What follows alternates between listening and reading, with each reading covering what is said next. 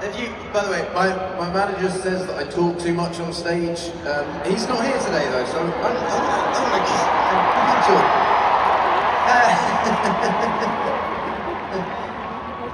If you have seen my name in the news in the last 10 years, chances are that it has been linked to a copyright infringement court case where I went to court to defend myself on someone saying that I had stolen their song, and we went to court in New York for a month in 2023.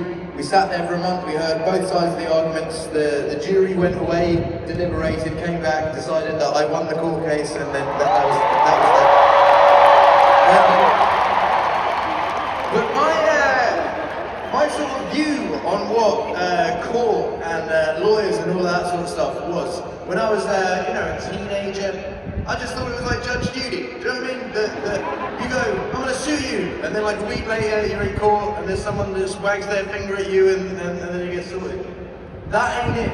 It takes a long time for something to get to court. It took 8 years from the claim being made to us sitting in a courtroom. And in that 8 years, lots of stuff happens. You know, I did depositions where I sat down and got grilled. And there was the judge ordered me to give up all of my things to the people that were suing me. So I gave up all of my laptops, phones, voice notes, emails, photos, videos, text messages, all of this stuff, which on one hand, pretty intrusive, bit weird.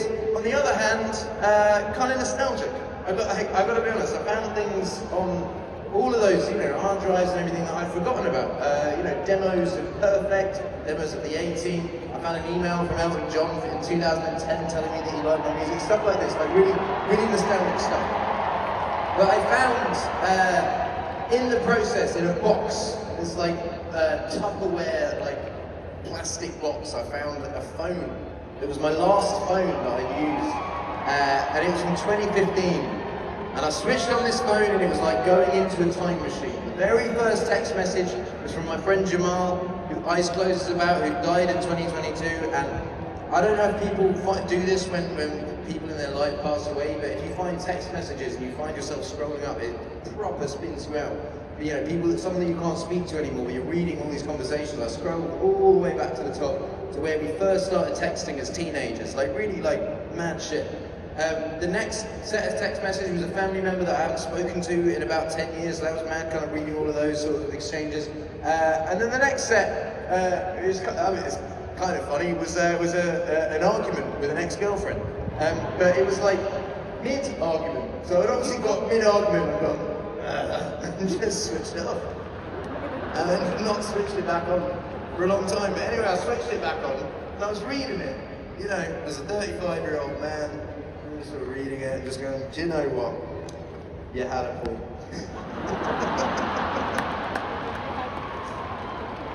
But I find songwriting, ever since I was really young, I wrote my first songs when I was really, really young, and it was just like emotion. I just wrote things that I was emotional about, and I found songwriting has been like the thing I've used to cope with all sorts of things in my life. And that's what's really beautiful about art, is you can kind of channel embarrassing emotions into something that people like.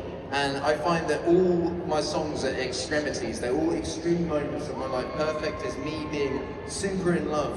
Happier is me being super heartbroken. They're songs that are from extreme moments of my life. And this next song that I'm going to play you is from the court case and finding this phone, and it's an extreme point of my life, which I really hated that time. It was a really not fun time to be in, but I got this song out of it, which feels great. It feels like a good trade. I had a weird month that I won't get back, but I got a song which I will play forever, and I'll sing it to you now. And if you know the words, you know the deal, Seattle. If you know the words, sing it, and if you don't know the words, just make something up and sing something. Seattle, you are getting louder and louder as the gig goes on. I'm really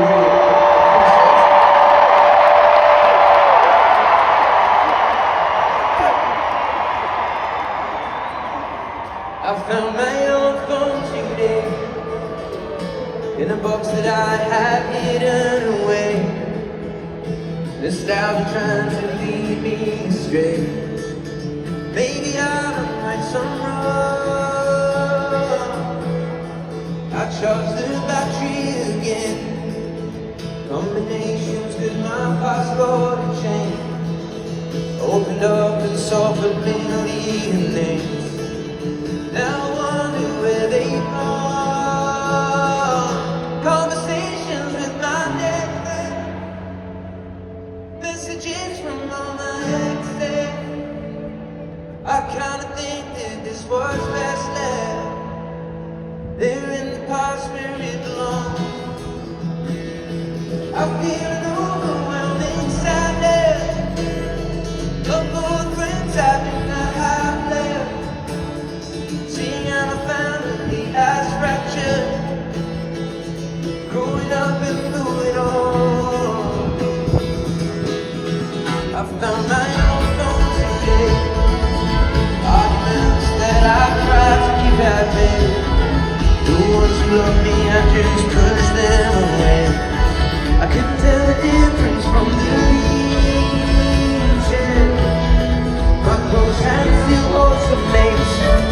But if I'm opening gates one day by day, I contemplate various pleasure or pain. Trying to keep it in my breathing. Conversations with my dead. Messages from all my exes. I kinda think that it was best left. They're in the past where it belongs. I feel an overwhelming sadness. Of all the friends I did not have left. Seeing how the family has fractured. Growing up and moving on.